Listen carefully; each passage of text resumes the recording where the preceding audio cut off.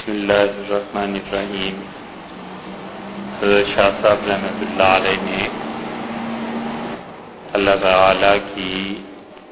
3 صفات پر بات شروع فرمائی تھی۔ ایک اس بات پر کہ ابداع کیا چیز ہے اور وہ چیز جس کی پہلے سے کوئی مثال نہ ملے۔ پھر دوسری بات حضرت نے عالم خلق کے متعلق فرمائی کہ چیزوں کی تخلیق، اشیاء کا بننا اور تدبیر اور تخلیق دونوں میں فرق یہ ہے کہ ایک چیز ہے کہ بغیر کسی مثال کے بنے، اور مادہ جو تمام اشیاء کی اصل ہے وہ بنے اور اللہ تعالیٰ اسے خود سے بنائے، اور ایک ہے کہ ایک چیز سے کوئی چیز بنے۔ تو یہ جو عالم خلق ہے، یہ پوری کائنات جو نظر آتی ہے یہ عالم خلق ہے کہ ایک چیز سے ایک چیز آگے بنتی ہے، اور ابداع جس چیز کا نام ہے وہ اب تک نہیں ہو سکا، اور اس کائنات میں اب ممکن بھی نہیں ہے کہ کوئی آدمی ایسے کرے۔ اللہ نے مادے کو صرف اپنے اختیار میں رکھا ہے، اور خدا نے کسی کو یہ طاقت نہیں دی کہ وہ بغیر کسی چیز کے کوئی چیز آگے کو بنا سکے۔ مثلا اللہ تعالی نے ہوا کو بنایا تو اب آدمی کہتا ہے کہ یہ آکسیجن ہے، اس میں ہائیڈروجن ہے، فلاں چیز ہے، فلاں چیز نہیں ہے۔ تو یہ خود آکسیجن کس طرح بنی تھی؟ اللہ نے اسے بنایا، اگر اللہ نہ بناتا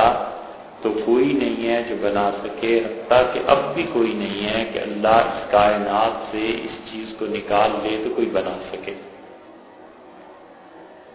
اب جتنا کچھ بھی ہے اس پوری کائنات میں یہ سب کا سب خلق سے خلق ہے، تخلیق سے تخلیق ہے۔ ایک چیز بنی بھی ہے پہلے سے اور اس سے پھر آگے چیزیں بنتی ہیں۔ یہ ممکن نہیں ہے کہ کوئی آدمی پہلے سے کوئی چیز نہ ہو اور پھر نئی چیز بنا لے۔ درخت ہے، اللہ تعالیٰ نے انہیں پیدا کیا، بیج ہے، اللہ نے اسے اس کائنات میں پیدا کیا اور اس سے درخت بنا۔ اب جتنے بھی درخت ہیں یہ بیج پھر درخت کو بنائیں گے اور درخت بیج کو بنائے گا۔ اب کوئی آدمی یہ کہے کہ بیج سرے سے کسی چیز کا بنا لے تو یہ انسان کے بس کی بات نہیں ہے۔ تو شاہ صاحب رحمۃ اللہ علیہ نے دوسری اللہ تعالیٰ کی صفت جو بیان کی وہ خلق ہے، اور تیسری چیز ہے تدبیر۔ اس تدبیر کا بیان بعد میں ہے۔ تو ایک عالم تبدیع ہوا کہ کوئی چیز نہیں ہے اور اللہ نے پیدا کی۔ ایک عالم خلق ہوا کہ چیز سے چیز کو پیدا کیا۔ ایک عالم تدبیر ہے۔ تو 3 چیزیں ہو گئی۔ حضرت نے اس سے بچت اللہ کو شروع فرمایا۔ جہاں تک تدبیر کا تعلق ہے، اللہ تعالی نے فرمایا بدیع السماوات والارض، آسمان اور زمین کو بغیر کسی سابق مثال کے پیدا کرنے والا۔ بدعت کو بدعت اسی لیے کہتے ہیں کہ اس کی کوئی اصل قرون اولیٰ سے ثابت نہیں ہوتی۔ بہت مثالیں اس کی مل جائیں گی۔ شیخ الاسلام ابن تیمیہ رحمۃ اللہ علیہ نے ان کی بڑی مشہور کتاب ہے اقتضاء الصراط المستقیم، اس میں انہوں نے کئی بدعات کا ذکر کیا ہے اور اسے رد فرمایا۔ آپ ان بدعات میں جو حضرت نے ذکر کی ہیں رحمۃ اللہ علیہ نے 2 مثالیں آپ کے سامنے رکھیں، اس پر غور کریں کہ یہ بدعت ہوتی کیا چیز ہے۔ انہوں نے یہ مثال دی کہ وہ کہتے ہیں کہ ان کے علاقوں میں انہوں نے یہ سنا کہ مغرب کی نماز کے بعد ایک نماز پڑھی جاتی ہے 3 رکعتیں، اور وہ 3 رکعتیں پڑھی جائیں گی اس لیے کہ والدین کو ایصال ثواب کریں گے، ایصال ثواب کے لیے کہ انہیں ثواب پہنچے۔ جو بھی اس زمانے کے بدعتی تھے انہوں نے کہا کہ والدین کا بڑا حق بنتا ہے اور آدمی کوتاہی کرتا ہے، ضروری نہیں ہے کہ ہر آدمی والدین کا حق اور ان کا فرمانبردار ہی ہو۔ تو جب وہ دنیا سے چلے گئے تو اب جو تمہیں ان سے محبت ہے تم لوگوں نے کیا کیا؟ تو لوگوں کے جذبات کو ابھارا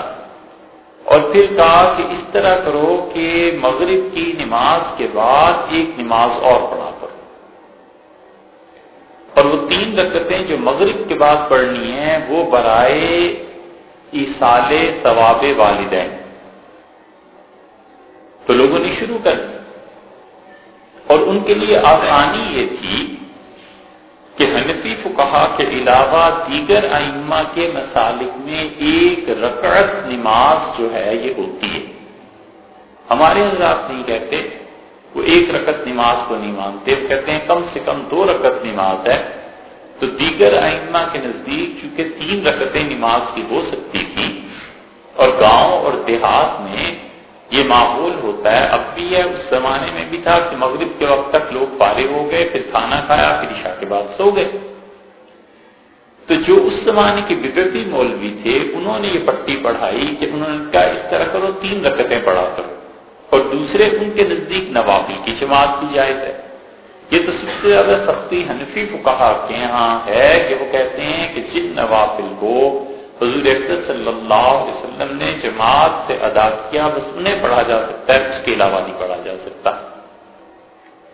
تو یہ 2 رعایتیں انہیں خود اپنی فقہ سے مل گئی، ایک تو 1 رکعت، 3 رکعت، 5، 7 جتنی مرضی پڑھ لو،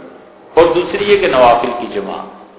تو انہوں نے کہا کہ مغرب کی نماز کے بعد گاؤں والے سارے مل کے 3 رکعتیں پڑھا کرو اپنے والدین کے ایصال ثواب کے لیے۔ تو ابن تیمیہ رحمۃ اللہ علیہ نے موضوع السرار کی ان کی کتاب ہے اس پہ رد کیا ہے، وہ کہتے ہیں یہ ہے بدعت۔ ایک دوسری نماز شروع کی، اور اس نماز کی ایصال ثواب کی کوئی اصل اس نماز کی قرون اولیٰ میں نہیں ملتی۔ تو اس سے پتہ چلا کہ ایصال ثواب جائز، اور یہ اپنی طرف سے قیودات اور پابندیاں کہ 3 رکعت اور پھر سب مل کے پڑھیں اور جماعت سے پڑھیں اور روز پڑھیں، یہ ناجائز، کیونکہ ایصال ثواب تو جائز ہے ہی ہے، اس پہ تو امت کا اختلاف نہیں ہے۔ اختلاف تو اس بات پر تھا کہ یہ جو تم نئی پابندیاں لگا رہے ہو، 3 رکعتیں اپنے پاس سے کہہ رہے ہو کہ مغرب کی سنتوں اور فرض اور سنت کے بعد 3 رکعتیں اور پڑھا کرو، دوسری بدعت جس کا شیخ نے ذکر کیا ابن تیمیہ رحمۃ اللہ علیہ نے، وہ کہتے ہیں کہ اس سے بھی بدتر چیز جو انہوں نے شروع کی، یہ سارے حضرات جائز قرار دیتے تھے غائبانہ نماز جنازہ کو حنبلی، اسی لیے حرمین شریفین میں اب بھی غائبانہ جنازہ ہوتا ہے۔ حنفی فقہا نہیں مانتے غائبانہ جنازے کو، تو لیکن وہ تو مانتے تھے۔ تو اس لیے ان سارے علاقوں میں جہاں جہاں بھی حنبلیوں کا اثر تھا، انہوں نے کہا کہ امت میں اتنے افراد مر جاتے ہیں، پچھلی صدیوں میں اتنے علماء دین انتقال فرما گئے، تم نے کبھی کسی کے لیے ایصال ثواب نہیں کیا،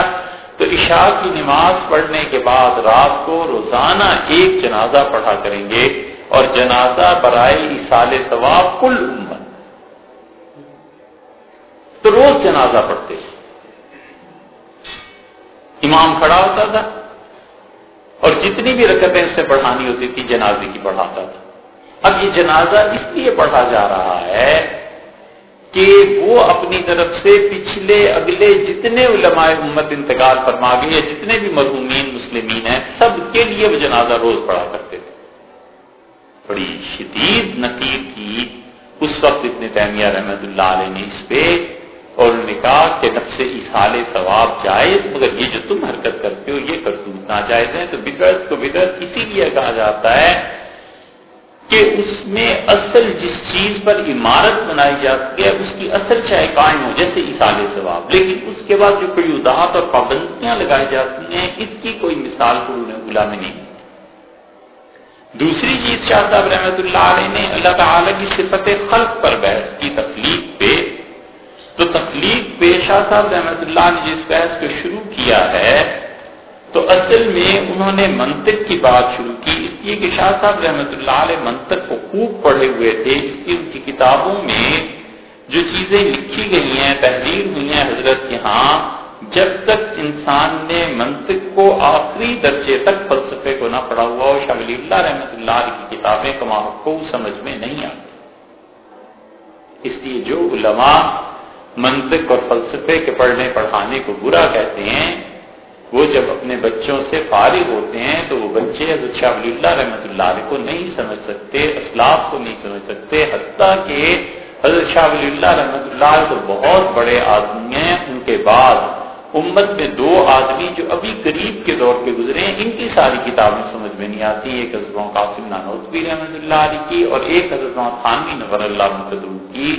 حالانکہ حضرت تھانوی رحمۃ اللہ علیہ کے انتقال پہ بھی تو ایک صدی بھی نہیں ہوئی، 1943-42 سے حضرت کا انتقال ہوا ہے ابھی، تو 70-80 سال پہلے کے وہ ہیں، لیکن ان کی کتابیں سمجھ میں نہیں آ سکتی اگر منطق نہ پڑھی۔ شاہ صاحب رحمۃ اللہ علیہ یہاں فرماتے ہیں وَقَدْ دَلَّ الْعَقْلُ وَالنَّقْلُ عَلَىٰ أَنَّ اللَّهَ تَعَالَىٰ خَلَقَ الْعَالَمَ أَنْوَاعًا وَأَجْنَاسًا۔ عقل اور نقل دونوں یہ بات ثابت کرتی ہیں کہ اللہ تعالیٰ نے دنیا کو پیدا کیا ہے انواع میں اور اجناس میں، دو لفظ استعمال کیے۔ جنس اس چیز کو کہتے ہیں کہ جس کی حقیقت مختلف ہوتی ہے، اور نوع اس چیز کو کہتے ہیں جس کی حقیقت ایک ہوتی ہے، اور نوع کے بعد مزید تقسیم ہے فرق۔ یہ تین درجے۔ مناطقہ کی اصطلاح میں جنس اس چیز کا نام ہے جن میں حقائق مختلف ہوتے ہیں۔ مثلاً ایک آدمی کہتا ہے حیوان، حیوان کا مطلب ہے زندہ جسم۔ اب زندہ جسم گھوڑے کا بھی ہو سکتا ہے، گدھے کا بھی ہو سکتا ہے، انسان کا بھی ہو سکتا ہے، تو یہ جنس ہے، اس میں زندگی عام ہے، حقیقت ہے، لیکن اس میں حقائق مختلف ہیں۔ گدھا ہے تو الگ ہے، انسان تو الگ ہے، گھوڑا ہے تو الگ ہے۔ اس سے نیچے اتر کے شاہ صاحب رحمۃ اللہ علیہ فرماتے ہیں کہ نوع ہے، اور نوع میں چیزوں کی، اشیاء کی حقیقت ایک ہوا کرتی ہے۔ جیسے نوع انسانی کا لفظ عام طور پہ بولا جاتا ہے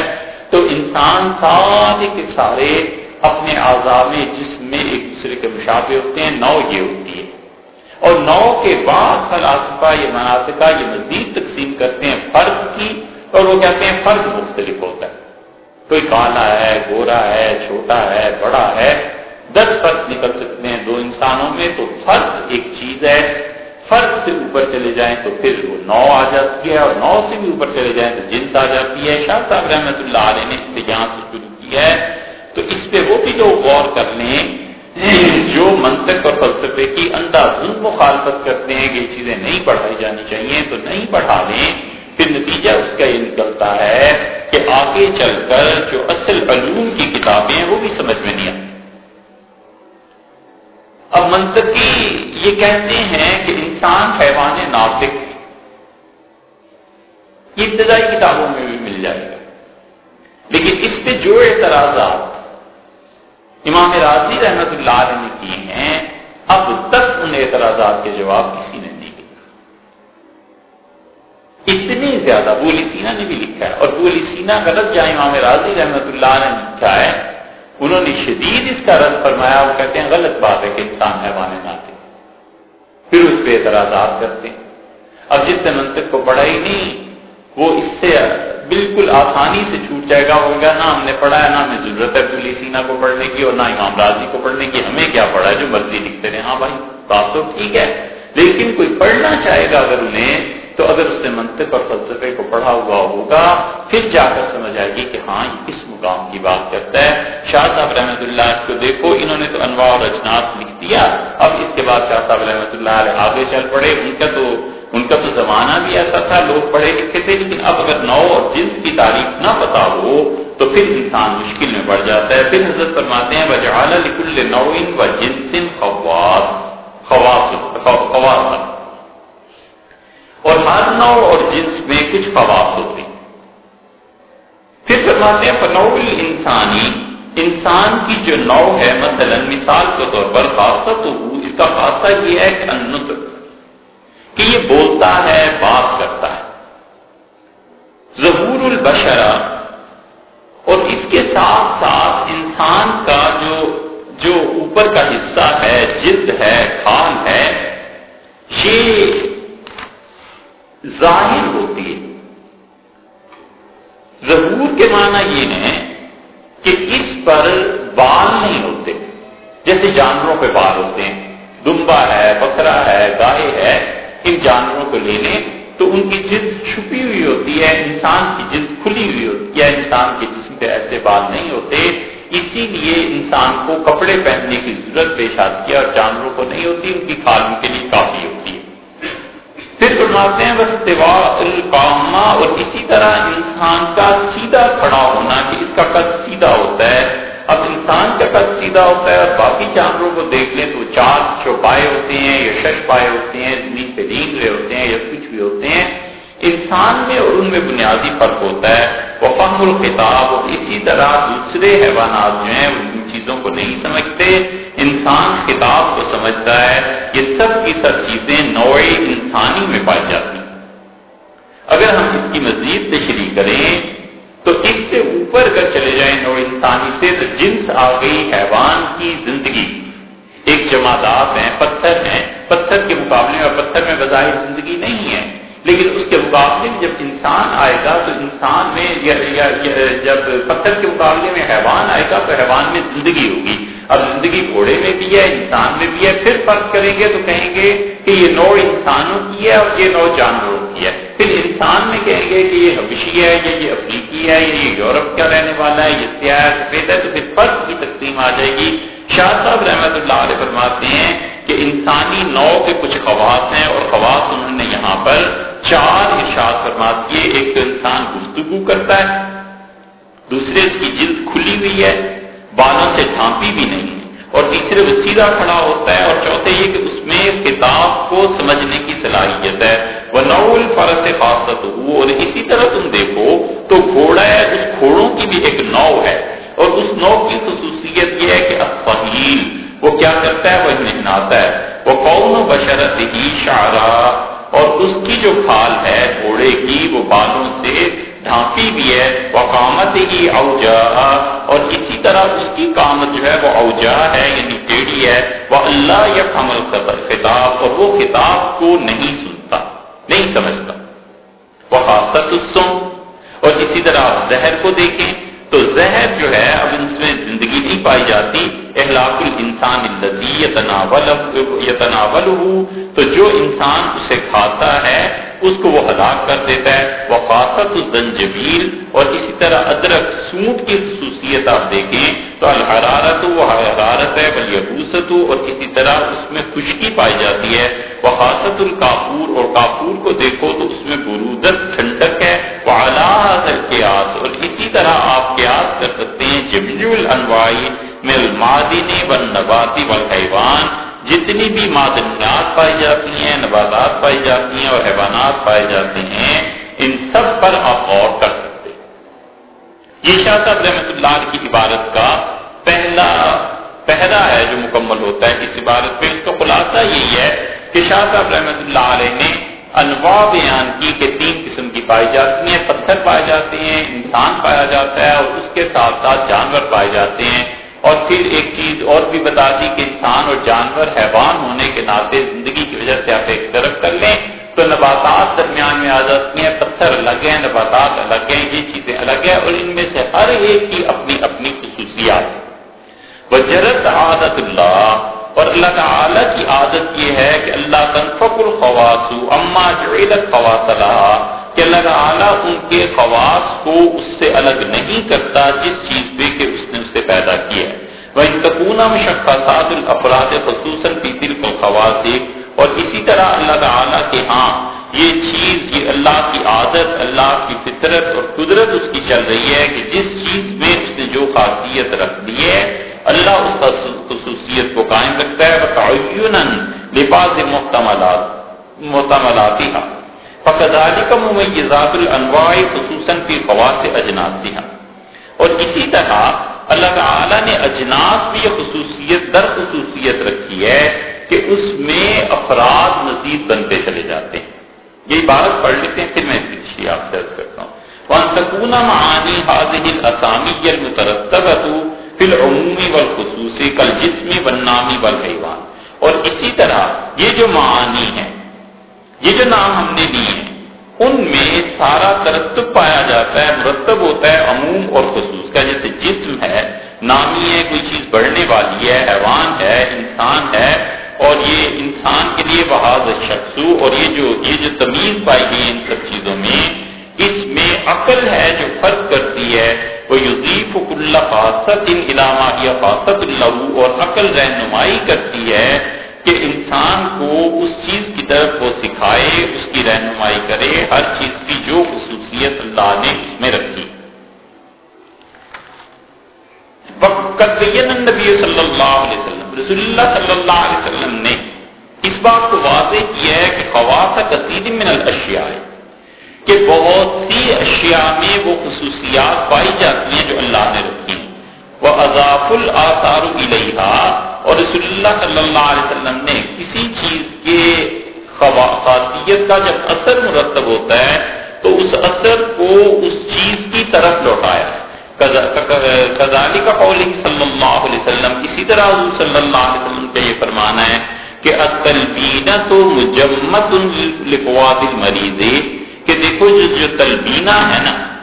اس سے مریض آدمی کا دل وہ ذرا جم جاتا ہے، اس کا دل فرحت راحت محسوس کرتا ہے. وقولہ، اور رسول اللہ صلی اللہ علیہ وسلم یہ فرمایا کہ بالحبۃ السوداء، کی جو سیاہ دانہ ہے، شفاء من کل داء، ہر ایک بیماری سے شفا ہے، الا السام، سوائے موت کے. وقولہ، اور رسول اللہ صلی اللہ علیہ وسلم نے یہ فرمایا فی ابوال الابل والبانیھا، کہ اونٹوں کے پیشاب میں اور اونٹوں کے دودھ میں شفا ہے ان لوگوں کے لیے لضربۃ بطونہم، جن لوگوں کے پیٹ خراب ہو گئے ہوں. وقولہ فی الشبرم، اور رسول اللہ صلی اللہ علیہ وسلم نے شبرم کے متعلق کہا کہ حارٌ جارٌ، اوفو یہ تو انگارہ ہے بہت زیادہ گرم. یہ عبارت ہے قاری شاہ صاحب رحمۃ اللہ علیہ کی صفت تخلیق کے بارے میں کہ اللہ تعالی نے ہر چیز میں کچھ خصوصیت رکھی ہے. اور شاہ صاحب رحمۃ اللہ نے آخر پہ پہنچ کے اس کی 4 مثالیں بھی ارشاد فرما دی. ثابت یہ کرنا چاہتے ہیں کہ یہ کائنات جو ہے ایسے ہی نہیں ہے کہ للٹپ چل رہی ہے، کوئی اس کا پوچھنے والا نہیں، بلکہ اللہ تعالیٰ نے جتنی چیزوں کو پیدا کیا ہے ان میں کچھ نہ کچھ خصوصیات رکھی ہیں. انسان کی خصوصیت یہ رکھی ہے کہ وہ مادے سے متاثر ہوتا ہے، اور مادے کی خصوصیت یہ ہے کہ وہ انسان سے متاثر ہوتی ہے. روحانیات کا جو عالم ہے اس کی اپنی خصوصیات ہیں، انسانوں کی اپنی خصوصیات ہیں، جانوروں کی اپنی خصوصیات ہیں، نباتات جو ہیں ان کی اپنی خصوصیات ہیں. اس لیے شاہ صاحب رحمۃ اللہ علیہ نے مثال اس کی دے دی، اور پہلی مثال میں فرما دیا کہ تلبینہ جو ہے یہ مریض کے دل کو کام آتا ہے، یعنی دل کو خوش کرنے کے لیے غم کو دور کر دیتا ہے. تو غم ایک ایسی چیز ہے جس کی بظاہر کوئی شکل و صورت نہیں، لیکن تلبینہ جو ہے جو کا آٹا لے لیا جائے اور اس میں دودھ، شکر اور گھی شامل کر لیا جائے، اس کا حلوہ بن جاتا ہے. اس کے متعلق رسول اللہ صلی اللہ علیہ وسلم نے 2 باتیں فرمائیں. صحیح بخاری میں آتا ہے، آپ نے فرمایا کہ ایک چیز تو یہ ہے کہ یہ دل کے مرض کے لیے ٹھیک ہے، کسی انسان کو دل کی تکلیف ہو جائے تو تلبینہ کا استعمال کرے. اور دوسری یہ فرمایا کہ غم کو دور کرنے میں مدد دیتا ہے. اس کا مطلب یہ ہے کہ روحانیت کی جو زندگی ہے اس پر مادے کے اثرات مرتب ہوتے ہیں، اور روح جو ہے اس مادے کے اثر کو قبول کرتی ہے. اور اس کے برعکس بھی کہ روح جو ہے وہ مادے کی طرف لوٹ آتی ہے، اور روح جو ہے اس کی مختلف اشکال اور اقسام بن جاتی ہیں. اسی لیے جب آپ علم کلام کی کتابوں کو دیکھتے ہیں اور خاص طور پہ علم کلام میں ماتریدی حضرات کو جب آپ پڑھتے ہیں، حنفی ہمیشہ ماتریدی رہے، حنفی کبھی اشعری نہیں ہوئے،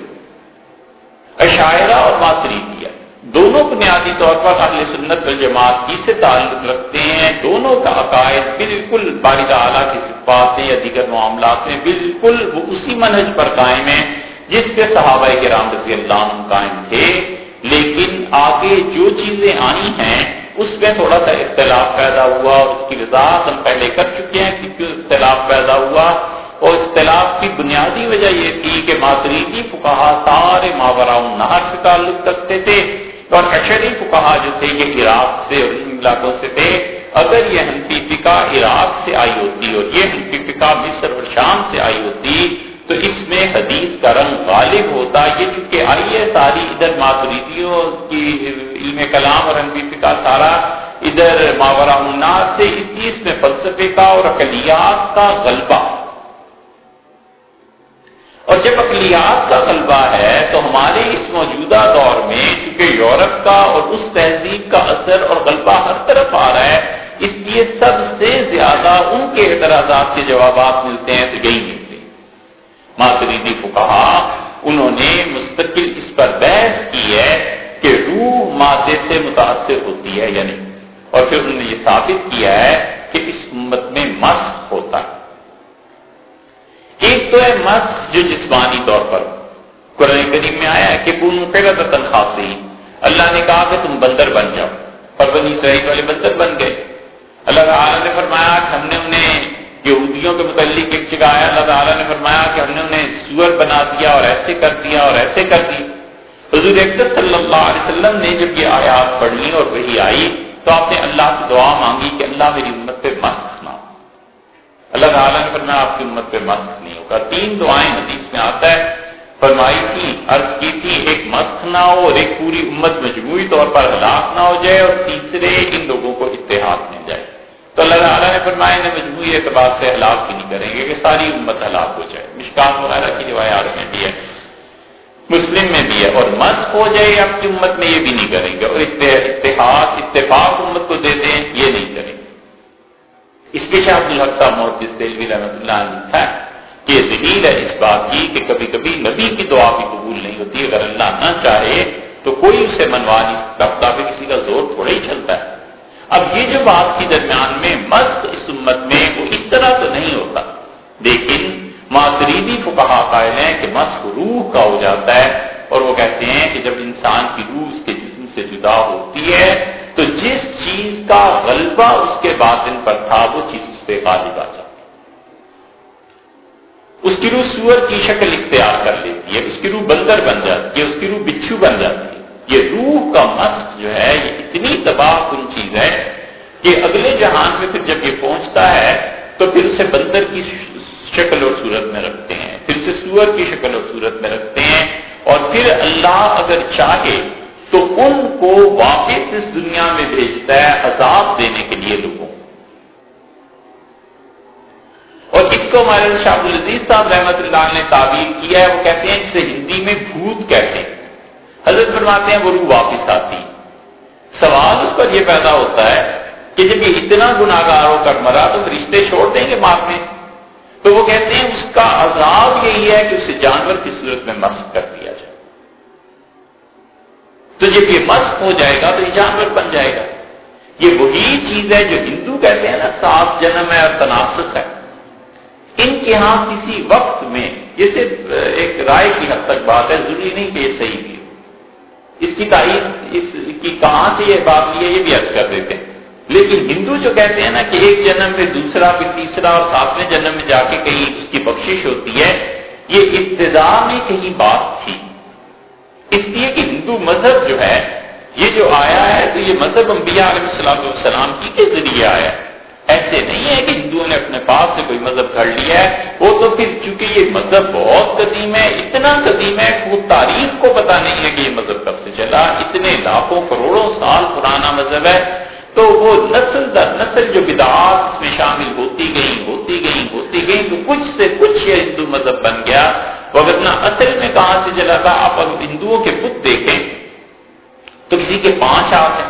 کسی کے 7 ہاتھ ہیں. ایسے بد شکلیں اور ایسے بدروئے ہیں کہ دیکھ کے آخری بچے کو ڈر لگتا ہے کہ یہ خدا ہے یا کیا مصیبت. یہ چیزیں ہیں نا. اس پہ حضرت مرزا مظہر جان جہاں رحمۃ اللہ علیہ نے اور ان کے خلیفہ حضرت قاضی ثناء اللہ صاحب پانی پتی رحمۃ اللہ نے لکھا ہے، اور انہوں نے بھی ایک پتے کی بات لکھی ہے. حضرت مرزا صاحب رحمۃ اللہ اپنے مکتوبات میں کسی کو جواب دیا ہے. حضرت مرزا صاحب رحمۃ اللہ نے جو بات کہی ہے نا وہ بڑی عجیب بات ہے. اس کی 2 فائدے ہیں وہ آپ سے عرض کرتے ہیں. مرزا صاحب رحمۃ اللہ علیہ لکھتے ہیں کہ ہمارے نزدیک ہندو اہل کتاب، اور وہ کہتے ہیں کہ کتاب کسی زمانے میں نازل ہوئی تھی اور پھر اس کتاب کو انہوں نے تبدیل کی ہے. یہ گیتا اور یہ ساری چیزیں جو ہیں یہ حضرت کی اپنی تحقیق ہے، آگے کوئی مانے نہ مانے ایک الگ بات ہے.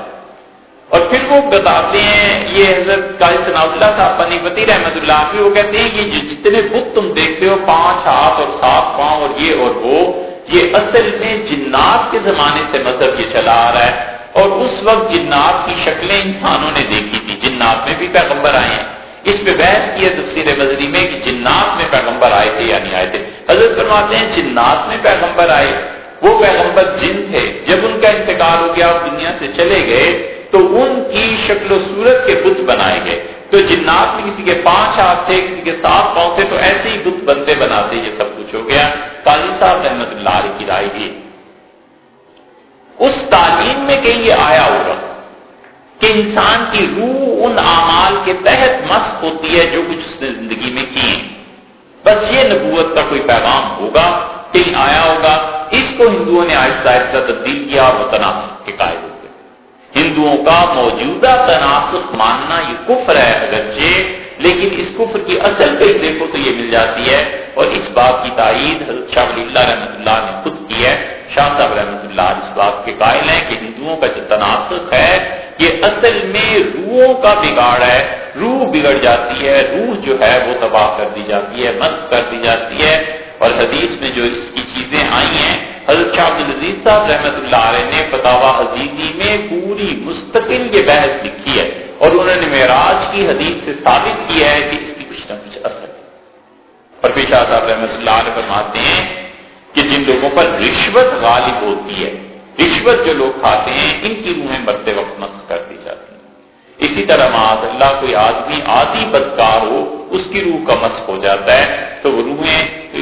جو کچھ باطن میں اس کے غلبہ ہوتا ہے، مثلا کسی آدمی کے باطن میں ایذا پسندی کا غلبہ ہے تو اس کی روح بچھو میں تبدیل کر دی جائے گی. کسی آدمی میں بہت زیادہ لوگوں کو چالاکی پھرتی سے دھوکہ دینے کا غلبہ ہے تو بندر میں تبدیل کر دیا جائے گا. کسی آدمی کی روح میں بے حیائی کا غلبہ ہے تو موت کے بعد اس کی روح کو سور میں تبدیل کر دیں گے. کسی آدمی پہ درندگی کا غلبہ ہے، قتل، غارت گری، لوگوں کو تنگ کرنا، اس میں وہ دلچسپی رکھتا ہے، روح پہ یہ غلبہ ہے تو مرنے کے بعد اس کی روح کو کتے کی صورت میں تبدیل کر دیا جائے گا. جتنے باطن کے خواص ہیں اس کے مطابق روحیں تبدیل کر دی جاتی ہیں. یہ ہمارے ماتریدیوں کا بھی مسلک ہے، انہوں نے بھی لکھا ہے، شاہ صاحب نے بھی لکھا ہے، شاہ عبد العزیز صاحب رحمۃ اللہ علیہ تک نے لکھا ہے. اس لیے یہ فقہا اور یہ صوفیہ تزکیے کو ضروری قرار دیتے ہیں. تو وہ کہتے ہیں کہ تزکیہ کرو قبل اس کے کہ تمہاری روح نکلے تو کسی جانور کی شکل میں تبدیل ہو جائے.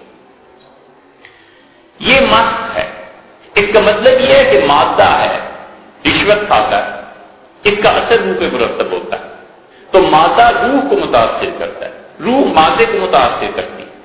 اس ساری بحث کو دیکھتا ہوں تو شاہ عبد العزیز صاحب رحمۃ اللہ علیہ کے ہاں دیکھو، اور اسی سے اس کی اصل نکلتی ہے جو مرزا مظہر جانے جانا رحمۃ اللہ علیہ ہم نے کہا نا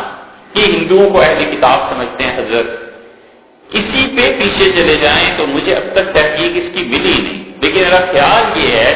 کہ مغلوں نے جو ہندو عورتوں سے شادیاں کی ہیں اس کی بھی کوئی اصل ایسی ہی ہوگی کہ انہیں کسی نے کہا ہوگا کہ ہندو اہل کتاب ہیں اور اہل کتاب سے نکاح کی اللہ نے اجازت دی ہے تو پھر انہوں نے ہندو عورتوں سے شادیاں کر لی ہوں گی. لیکن ایک تعویل ہے، توجیہ ہے، نہ ماننے بھی کچھ حرج نہیں ہے، کوئی شرعی مسئلہ تھوڑی ہے کہ ہر آدمی مان لے. لیکن خیال آتا ہے کہ ہندوؤں سے جو یہ مغل حکمران شادیاں کرتے تھے، مسلمان علماء نے کیوں نہیں اس وقت منع کیا، کیوں نہیں ان کو کچھ کہا؟ حالانکہ بہت سی چیزوں میں آتا ہے کہ علماء اور قاضی انہیں ٹوکتے تھے. غالباً اس کی ایک وجہ یہ ہوگی کہ اس وقت کے لوگوں نے اہل کتاب قرار دیا ہوگا اور اس وجہ سے انہوں نے اس کی اجازت دے دی ہوگی. تو شاہ صاحب رحمۃ اللہ علیہ یہاں یہ بتانا چاہتے ہیں کہ جو مادہ ہے یہ روح پر اثر کرتا ہے، روح مادے پر اثر کرتی ہے. اس کے لیے حدیث میں جب وہ آئے تو شاہ صاحب رحمۃ اللہ نے اپنی فطری ذہانت سے ایسی حدیثیں نقل کی جس سے یہ ثابت ہوتا ہے. اب تلبینہ ہے، کھانے کا ایک حلوہ ہی ہے، لیکن حضور اکرم صلی اللہ علیہ وسلم غم پر اثر کرتا ہے، غم کو کم کر دیتا ہے. تو یہ مادہ ہے لیکن اس نے جا کر روح پر اثر کیا.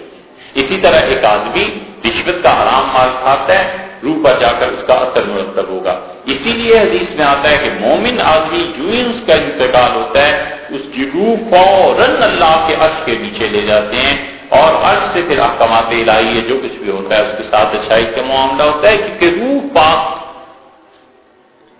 تو جب روح ناپاک ہوتی ہے پھر اسے وہ خبیث کہتے ہیں. شاہ صاحب رحمۃ اللہ، شاہ عبدالعزیز صاحب رحمۃ اللہ فرماتے ہیں جسے تم عربی میں خبیث کہتے ہو ہندی میں اسے بھوت کہتے ہیں. اور وہی روحیں پھر مسلط کر دی جاتی ہیں، دنیا میں بھیج دی جاتی ہیں تاکہ وہ لوگوں کو تنگ کریں اور لوگوں کو تکالیف پہنچائیں، کیونکہ وہ خود اتنی بری صفات کی مالکہ ہوتی ہیں وہ روحیں کہ وہ خود مست ہوئی ہوتی ہیں، اس لیے لوگوں کو آ کے تنگ کرتی رہتی ہیں. شاہ صاحب رحمۃ اللہ کا یہ فلسفہ ہے. دوسری انہوں نے مثال دی، انہوں نے کہا حبۃ السوداء، یعنی وہ جو فی الحبۃ السوداء شفاء من کل داء الا السم. حضور اکرم صلی اللہ علیہ وسلم نے فرمایا کہ یہ جو کالا دانہ ہے کلونجی، یہ جو اچار میں پڑتی ہے، اسے اور بھی کچھ کہتے ہیں کلونجی کے علاوہ، کیا کہتے ہیں؟ رائی سے تھوڑا سا بڑا ہوتا ہے. رائی کا دانہ بہت چھوٹا ہوتا ہے لیکن بہرحال آپ کو سمجھ آ گئی تو بس کافی ہے. انہوں نے جی شونیز فارسی میں، یہاں کی زبان میں اور اسے کیا کہتے ہیں تو فارسی اور شونیز فارسی میں کہتے ہیں، سونف کو کہتے ہیں. رائی کو اس کو کلونجی کو شونیز کہتے ہیں فارسی، سونف کو نہیں کہتے. کلونجی جب سمجھ آتی ہے تو بس ٹھیک. حضور اکرم صلی اللہ علیہ وسلم نے فرمایا اس سیاہ دانے میں شفا ہے سب چیزوں میں سوائے موت کے. اس کا مطلب یا تو یہ لے لیا جائے کہ جسمانی بیماریاں جو ہیں اس پہ اثر کرتی ہے، یا پھر مطلب یہ لے لیا جائے کہ یہ جو آدمی سیاہ دانی کو استعمال کرتا رہتا ہے اس کی روحانیت پر بھی اثر ہوتا ہے. غم ہے تو وہ کم ہو جاتا ہے، خوشی ہے تو وہ بڑھ جاتی ہے. جو بھی اس کی روح میں تکلیف ہوئی ہے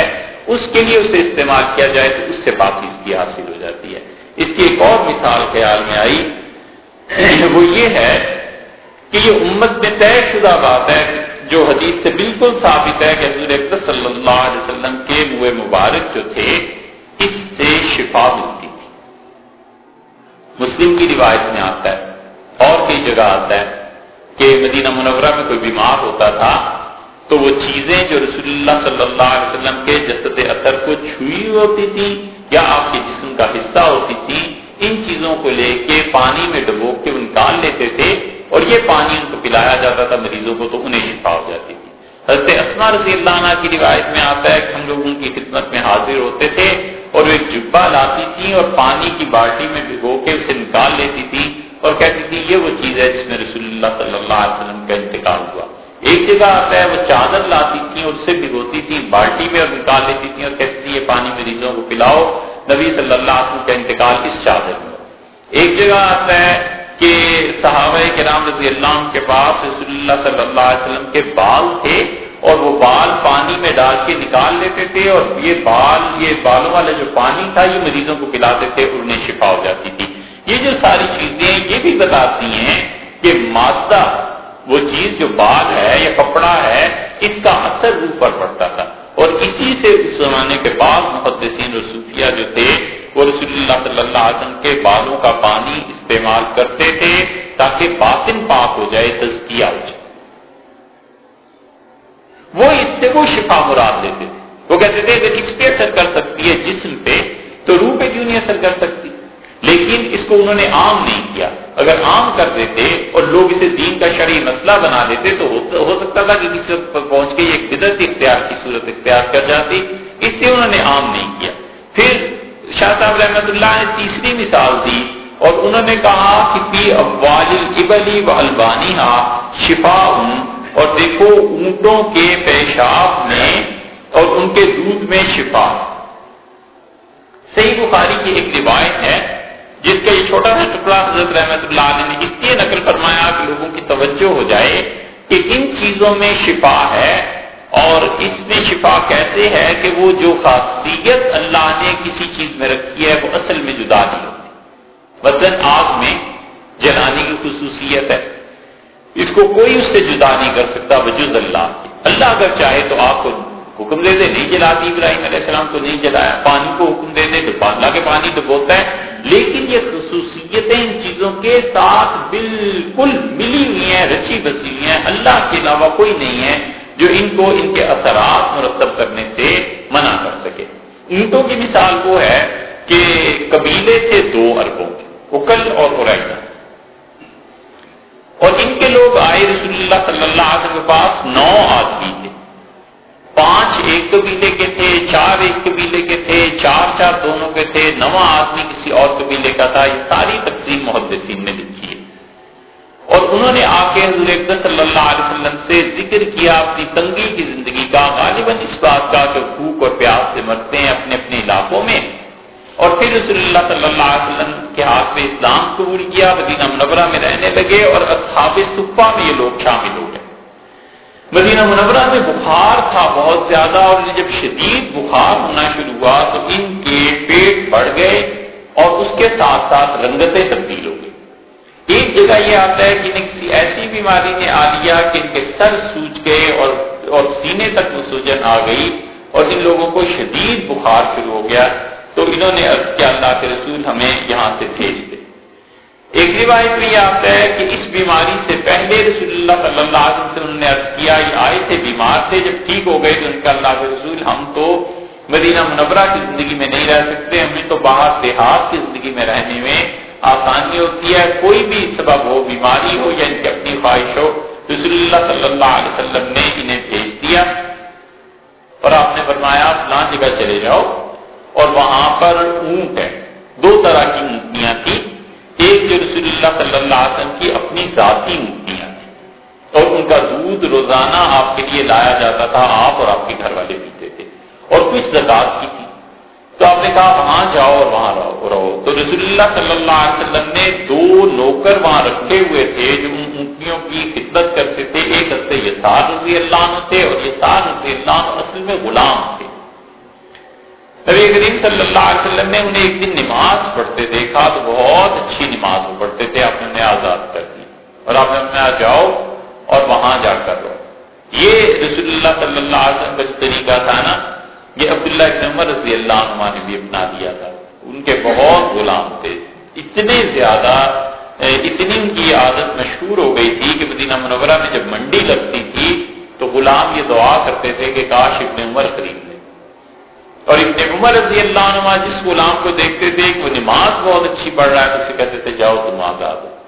میں نہیں چاہتا کہ اللہ کی غلامی بھی رہے اور عبداللہ کی بھی، بس اللہ ہی کی غلامی میں چلے جاؤ، نماز پڑھا کرو۔ تو لوگ تمنا کرتے تھے کہ کسی طرح عبداللہ ابن عمر رضی اللہ عنہ خرید، تو ان کے بیٹے نے عرض کیا ایک دن کہ ابا یہ جو نمازیں اتنی سنوار کے پڑھتے ہیں نا، یہ اس لیے نہیں پڑھتے کہ اللہ سے کوئی تعلق ہے، یہ تو آزادی کے لیے پڑھتے۔ تو ابن عمر رضی اللہ عنہ پر اللہ کی محبت کا اتنا غلبہ تھا کہ کہنے لگے اچھا بیٹے اللہ کے لیے دھوکہ دیتے ہیں، تم اللہ کے لیے دھوکہ بھی کھا دیں۔ وہ محبت کا اتنا غلبہ تھا اللہ کے ساتھ تعلق کا، سمجھتے وہ بھی تھے کہ یہ کیا ہو رہا ہے، لیکن وہ کہتے تھے اچھا چلو چل لیں۔ تو اس لیے بہت مرتبہ ایسے ہوتا ہے کہ اللہ کے اچھے بندے وہ صورتحال کو سمجھتے ہوتے ہیں، لیکن اس مسئلے سے کہتے ہیں کہ چل لیں تو اس کو، تو یہ نہیں سمجھنا چاہیے کہ دوسرے کو اصل مسئلہ نہیں سمجھ آ رہا، اور مسئلہ تو استاد سمجھ رہا ہوتا ہے کہ بچہ یہ کیا کر رہا ہے، طالب علم میرے ساتھ کیا کر رہا ہے، وہ سمجھتا ہے استاد کو دھوکہ دے دیا، دھوکہ کچھ نہیں ہوتا، وہ کہتے ہیں چلو یار بچہ ہے چلنے دو بھی کوئی مسئلہ نہیں۔ ابن عمر رضی اللہ عنہ ایسے کہتے، وہ کہتے ہیں اچھا اللہ کے لیے دھوکہ دے رہا ہے، ہم اللہ کے لیے دھوکہ کھا دیں۔ یہ سعد رضی اللہ عنہ وہ حقیقت میں ایسی اچھی نماز پڑھتے تھے، حضور صلی اللہ علیہ وسلم نے بھیج دیا، آپ نے فرمایا وہاں جاؤ اور میری اونٹنیوں کے ساتھ رہو اور دودھ بھیج دیا کرو، اور اس طرح کرو کہ ایک اور بھی بھیج دیا، اور انہیں صدقے کی اونٹنیوں پہ متعین فرما دیا۔ اب جب یہ لوگ بیمار ہوئے تو چونکہ مسافر تھے، اور مسافر کے لیے صدقہ زکات اس سے فائدہ اٹھانا جائز ہے، تو رسول اللہ صلی اللہ علیہ وسلم نے کہا وہاں جائیں اور وہاں پر دودھ پی لیا کریں، شاہ صاحب رحمۃ اللہ علیہ نے یہاں جو الفاظ نقل کیے ہیں اور جو بخاری میں آتے ہیں فی ابوال الابل والبانیہ، کہ فرمایا اونٹوں کا دودھ پی لو اور پیشاب پی لو، اس میں شفا۔ اس پہ فقہا نے بحث کی ہے۔ یہ بحث اس لیے عرض کرنا ضروری ہے کہ اب جو بھی اس حدیث کو سنے گا نا، وہ پہلا سوال یہی ہوگا کہ جی پیشاب کیا پاک تھا؟ کیوں رسول اللہ صلی اللہ علیہ وسلم نے اجازت دے دی تھی؟ اس حدیث سے بہت سے حضرات نے اس مسئلے کو ثابت کیا ہے، مالکیہ نے اور حنابلہ نے، وہ کہتے ہیں، اور امام شافعی رحمۃ اللہ کے دو قول ہیں کہ وہ کہتے ہیں جس جانور کا گوشت کھایا جا سکتا ہے ان کا پیشاب پاک۔ حنفیوں میں امام محمد رحمۃ اللہ علیہ کی طرف گئے۔ اچھا، اب جب مسئلہ یہ آ گیا کہ پیشاب پاک ہے یا ناپاک ہے، تو اس پہ پھر رسول اللہ صلی اللہ علیہ وسلم نے اجازت کیوں دی؟ اس کا مطلب یہ ہے کہ ناپاک چیزوں سے شفا حاصل کرنا جائز۔ مسئلہ تو یہ بھی ثابت ہوا۔ امام ابو حنیفہ رحمۃ اللہ علیہ منع فرماتے ہیں، امام ابو یوسف رحمۃ اللہ علیہ منع فرماتے ہیں۔ وہ کہتے ہیں کہ یہ تو رسول اللہ صلی اللہ علیہ وسلم کو وحی کے ذریعے پتہ چل گیا تھا کہ جو خارش یا مختلف تکلیفیں انہیں معدے کی ہو رہی ہیں اور جو اس کا رنگ درد پڑ گیا ہے، اس کا علاج ہے، وہی کے ذریعے پتا چلا تھا۔ تو تم جب ڈاکٹر آج حرام سے کسی کا علاج کرے گا تو ڈاکٹر پر کوئی وہی آ جائے گی؟ وہ کہتے ہیں قطعاً اجازت دی۔ امام محمد رحمۃ اللہ علیہ اس کی اجازت دیتے، اور پھر اسی اجازت پر مزید وہ کہتے ہیں کہ اگر کسی حرام چیز سے خارجی علاج کیا جائے تو یہ جائز، خارجی علاج کیا جائے۔ پھر اس پہ وہ لے آتے ہیں خالد بن ولید رضی اللہ عنہ کی روایت، اور اب تو حنفی اسی پہ فتویٰ دیتے ہیں کہ اگر فرض کر لیجئے کوئی الکوہل سے زخم کو صاف کیا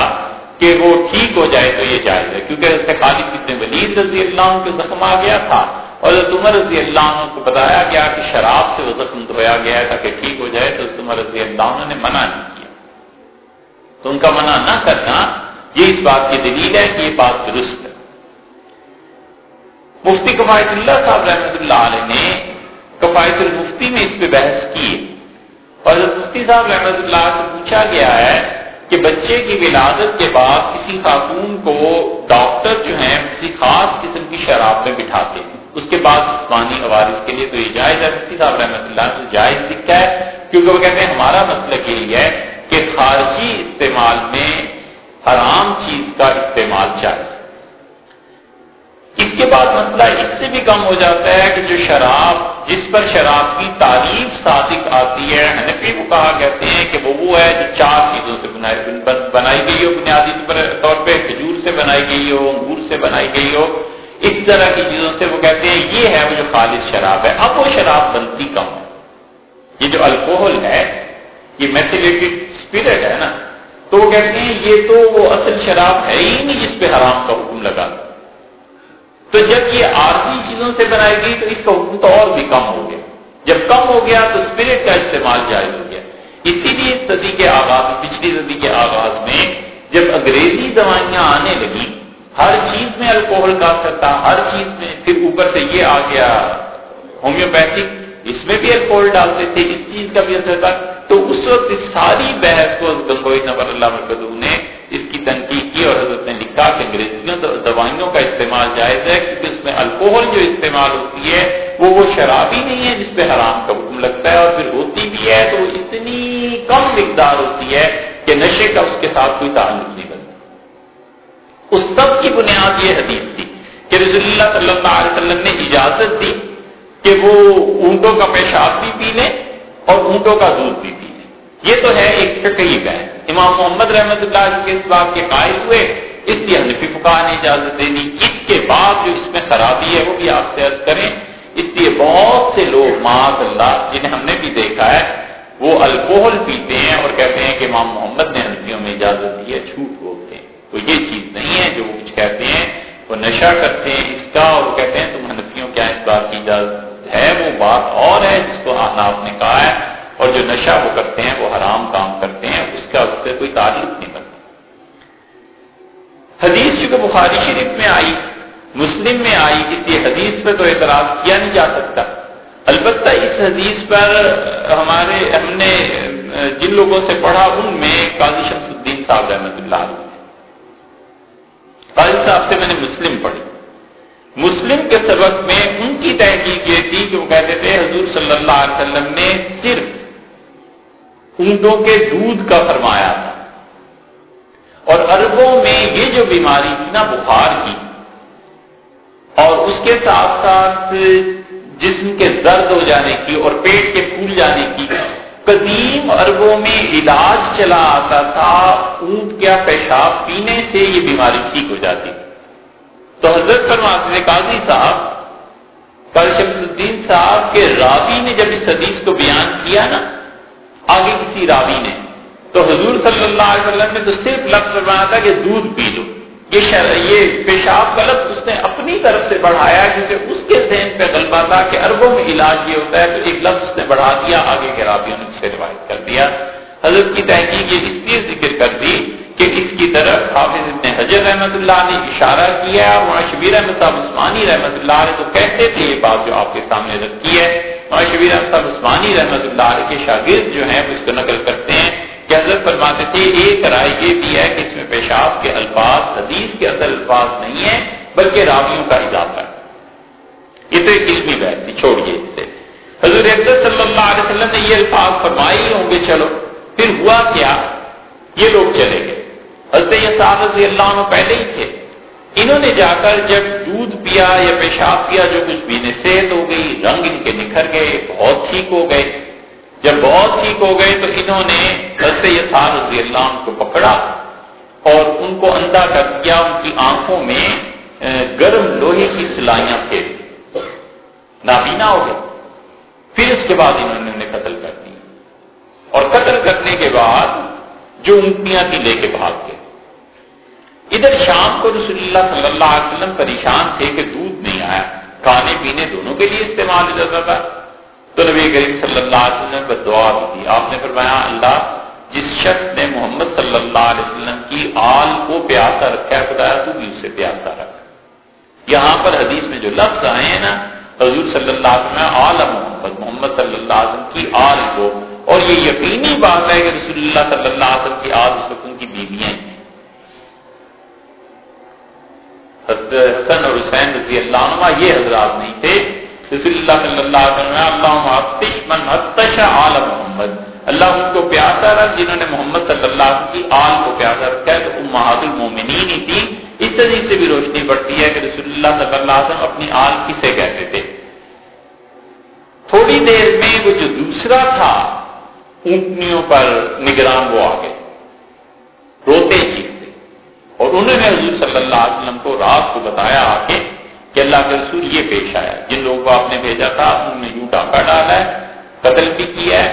مرتد بھی ہو گئے ہیں، اور اس کے ساتھ ساتھ انہیں نابینا بھی کر دیا ہے۔ تو چاروں جرم انہوں نے کیے، یعنی ایک آدمی کو نابینا کر دینا، پھر اسے قتل کر دینا، پھر ڈاکہ ڈالنا، اونٹیاں بگا کے لے جانا، اور کفر ارتداد کرنا، یہ چاروں جرائم تو رسول اللہ صلی اللہ علیہ وسلم رات چھپ رہے، اور صبح انہوں نے حضرت قرز بن جابر یا پھر حضرت سعید رضی اللہ عنہ کو بلایا جو عمر رضی اللہ عنہ کے بہن ہوئی تھے، ان دونوں میں سے کسی ایک کو بلایا، اور آپ نے کہا 20 آدمی لے کے جاؤ، اور ایک کھوجی رسول اللہ صلی اللہ علیہ وسلم نے ساتھ کر دی۔ وہ کھوجی جو تھا وہ نشانات دیکھتے دیکھتے دیکھتے دیکھتے اس نے پہنچا دیا، اس نے کہا یہ آدمی یہاں آ کر ٹھہرے۔ یہ 20 آدمی جو گئے تھے ان میں حضرت غفاری رضی اللہ عنہ بھی تھے، ان کے بھائی ابو رحم غفاری رضی اللہ عنہ بھی تھے، قبیلہ بنو سلمہ کے بھی 2 لوگ تھے، ایک قبیلے سے 2 لوگ اس طرح رسول اللہ صلی اللہ علیہ وسلم نے لیے، اور جب جا کر اس کھوج لگانے والے نے بتایا کہ یہاں ٹھہرے ہیں تو واقعی پکڑے، تو پکڑ کے وہ زندہ سب کو لے آئے رسول اللہ صلی اللہ علیہ وسلم 9 یا 10 آدمیوں کو۔ نبی کریم صلی اللہ علیہ وسلم نے پوچھی ساری بات، پھر آپ نے فرمایا ان کی آنکھوں میں بھی سلائیاں پھیر، جو انہوں نے اس کے ساتھ کیا تھا ویسے ہی ان کے ساتھ بھی کیا۔ پھر رسول اکرم صلی اللہ علیہ وسلم نے ڈاکے کی حد جاری فرمائی اور فرمایا ان کا ایک ایک ہاتھ اور پاؤں یہ کاٹنے کے بعد طریقہ یہ ہے کہ اس جگہ کو داغ دیا جاتا ہے تاکہ رگیں بند ہو جائیں اور خون باقی نہ بہے۔ حضور اکرم صلی اللہ علیہ وسلم نے اس کی اجازت اس کو نہیں کہا، تو صحابہ رضی اللہ عنہ نے بھی کچھ نہیں کیا، تو انہیں پھینک دیا گیا، اور اس کے بعد حضور اکرم صلی اللہ علیہ وسلم نے ان لوگوں کو وہیں پہ تڑپنے دیا، وہ اس طرح تڑپ کے مر گئے کہ ان میں سے انس رضی اللہ عنہ کہتے تھے کہ پانی مانگتا تھا، اسے پانی نہیں دیا جاتا تھا، یا تو اس لیے کہ صحابہ رضی اللہ عنہ نے پانی نہیں دیا، اور یا اس وجہ سے کہ رسول اللہ صلی اللہ علیہ وسلم نے اس لیے یہ کیا کہ انہوں نے نبی کریم صلی اللہ علیہ وسلم ان کے گھر والوں کو بھی تو بھوکا رکھا تھا ساری رات، تو اس کا بدلہ بھی ہوا، آنکھیں جس طرح انہوں نے ضائع کی تھی اس کا بدلہ بھی ہوا، ارتداد کی سزا بھی نافذ ہوئی، ڈاکے کی سزا بھی نافذ ہوئی۔ یہ ساری حدود جو بیک وقت نافذ ہوئی ہیں، جب لوگ اس کو نہیں نہ یاد کرتے اور صرف اس واقعے کو پڑھتے ہیں تو کہتے ہیں اتنی سخت سزا رسول اللہ صلی اللہ علیہ وسلم دے دی تھی، لوہے کو گرم کروا کے ان کی آنکھوں میں لگا دیا تھا، اور اس طرح ان کے ہاتھ پاؤں کاٹ کے پھینک دیے، اور وہ پانی مانگتے تھے، پانی نہیں دیا جاتا تھا، تو بھئی یہ پورے ان کے بھی تو پڑھو نا، انہوں نے ایک شخص کے ساتھ کیا کیا، ایسی عبرت ہوئی لوگوں کو کہ کسی ہمت نہیں پڑی کہ ڈاکہ وہ ڈالتا، تو یہ اس حال میں مر گیا۔ یہ ہے وہ چیز پوری حدیث جس کا یہاں پر ذکر آیا ہے کہ رسول اللہ صلی اللہ علیہ وسلم نے انہیں حکم دیا کہ یہ اس طرح کرو تو اس سے تمہارے پیٹ ٹھیک ہو جائیں گے۔ اور پھر آخری بات شاہ صاحب رحمۃ اللہ کی کہ شبرم کے بارے میں یہاں پر یہ جو دو الفاظ آئے ہیں، ایک ہے حبت السودا جس کا بھی کلبندی کا بھی کہا، سنا بھی اس کو کہتے ہیں، اور لغت میں سنا کس کو کہتے ہیں، یہ اردو کی جو ڈکشنریز ہیں بڑی بڑی اگر آپ دیکھیں گے تو اس میں انہوں نے لکھا ہے کہ سنا جنگلی نیل کے مشابہ ایک پودا جو نصف گز تک لمبا ہوتا ہے، اس کے پتے برگے ہنا کی مانند، ہنا مہندی۔ حضور اکرم صلی اللہ علیہ وسلم کی جتنی اونٹنیاں تھیں نا جنہیں لے کے بھاگ گئے تھے، ان میں ایک اونٹنی کا نام رسول اللہ صلی اللہ علیہ وسلم نے ہنا رکھا تھا۔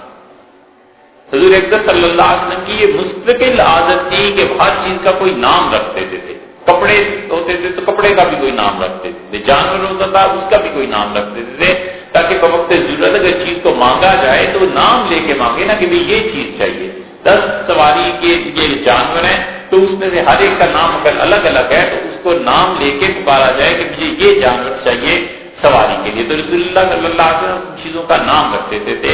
یہ یورپ امریکہ میں یا مختلف جگہوں پہ یہ جو گاڑیوں کے نام رکھ دیتے ہیں نا، اس کی اصل بھی ایک ہے، اسی لیے رسول اللہ صلی اللہ علیہ وسلم کی ایک اونٹنی تھی جس کا نام قصوا تھا،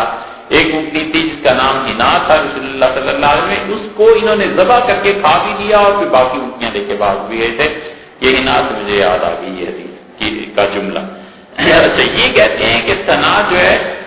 جنگلی نیل کے مشابہ ایک پودا جو نصف گز تک لمبا ہوتا ہے، اس کے پتے برگے ہنا کی مانند اور پھول کسی قدر نیلگوں ہوتے ہیں، اس کی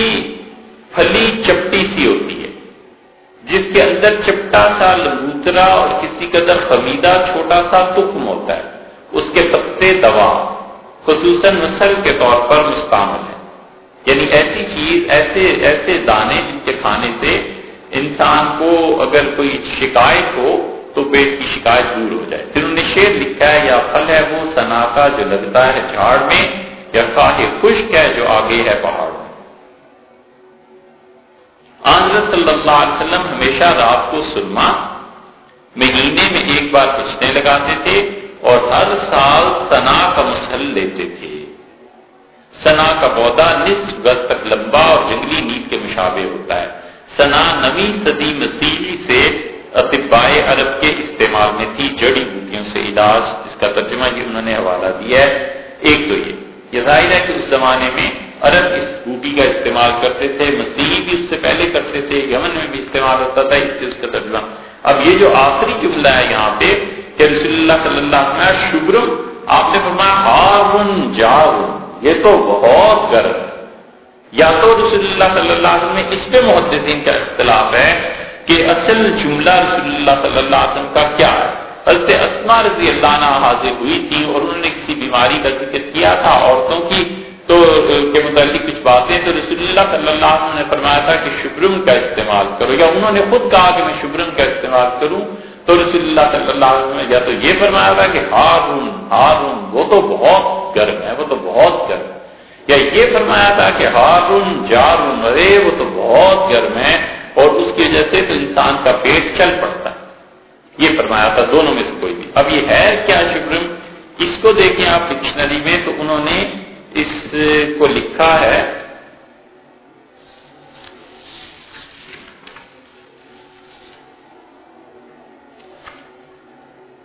شبرم، یہ شبرم، دونوں طرح سے پڑھا گیا ہے۔ ایک رویدگی ہے گرادار۔ اب اس ڈکشنری کے الفاظ کا بھی ترجمہ کرنا پڑے گا، یعنی ایک چیز جو زمین سے پیدا ہوتی ہے اس میں گریں لگی ہوئی ہوتی ہیں، ہاتھ بھر تک لمبی ہوتی ہے، اور نئے کی طرح اس کا درخت ہوتا ہے۔ نئے جو حکا جس کا نڑی بنتی ہے نا، جو نڑی ہے اسے نئے کہتے ہیں فارسی میں۔ مصنوعی کا پہلا شعر بھی ہے نا، بے سنو از نئے، نئے کی سنو، اس نڑی کی سنو جس سے بانسری بنتی ہے۔ اس کی ایک قسم ہے یہ بانس کی، نئے کی طرح اس کا درخت ہوتا ہے، باغوں اور کھیتوں میں جمتی ہے، رونگٹے اس پر ہوتے ہیں، اس میں سے دودھ نکلتا ہے، پتے تبرقوں کے پتوں کی طرح ہوتے ہیں اور دانے مسور کی طرح ہوتے ہیں۔ اور منتہی العرب میں یہ بھی ایک لغت کی کتاب ہے، کہتے ہیں اس میں لکھا ہے چنے کی طرح بتایا، رنگ سفیدی اور زردی مائل ہوتا ہے، پھولوں کا رنگ نیلا ہوتا ہے، جڑ اس کی موٹی اور پرشیر ہوتی ہے، یعنی جو جڑ ہے اگر اسے توڑے تو اس میں سفید رنگ کا دودھ نکلتا ہے، اس کو گائے کھاتی ہے تو مر جاتی ہے، بکری نہیں مرتی۔ خزائن الادویہ سے انہوں نے یہ شبرم کی تعریف لکھی ہے، کسی حکیم کے پاس چلے جائیں تو وہ یہ بالکل بڑی آسانی سے بتا دے گا یہ دونوں چیزیں کیا ہیں۔ شاہ صاحب رحمۃ اللہ علیہ بس یہ ثابت کرنا چاہتے ہیں کہ اللہ نے جتنی چیزوں کو بھی تخلیق کیا ہے ہر چیز کی خصوصیات ہیں اور وہ خصوصیات اس سے جدا نہیں ہوتی۔ اب اس کا فائدہ کیا ہے؟ اب شاہ صاحب رحمۃ اللہ علیہ تدبیر اللہ کی صفت کا بیان کریں گے، پھر ان تینوں کو جمع کر کے بتائیں گے کہ میں نے یہ ساری بحث کیوں